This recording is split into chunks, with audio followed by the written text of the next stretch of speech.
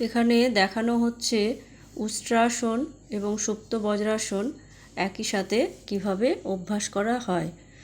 উষ্ট্রাসন এবং সুপ্ত বজ্রাসন একই সঙ্গে অভ্যাস করলে অনেক বেশি উপকারিতা লাভ করা যায়। তো দেখো, প্রথমে বজ্রাসনে বসতে হবে। বজ্রাসনে বসার পর একটু হিল থেকে ওপরের দিকে উঠে তারপরে দুটো হাত পেছন দিকে দুটো হিল ধরে অভ্যাস করব উষ্ট্রাসন।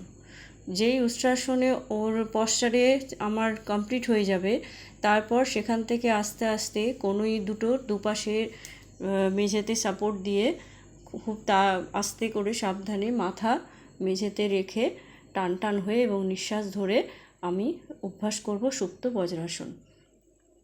তো এইভাবে একই সাথে উষ্ট্রাসন ও সুপ্ত বজ্রাসন অভ্যাস করা হয়। এবং যদি মনে হয় যে সেক্ষেত্রে খুব অসুবিধা হচ্ছে, তাহলে আমি উষ্ট্রাসনকে অ্যাট এ টাইমে 3 বার অভ্যাস করে তারপর সুপ্ত বজ্রাসনকেও অভ্যাস করব, এবং দুটো একসাথে অভ্যাস করলে অনেক ভালো উপকারিতা পাওয়া যাবে।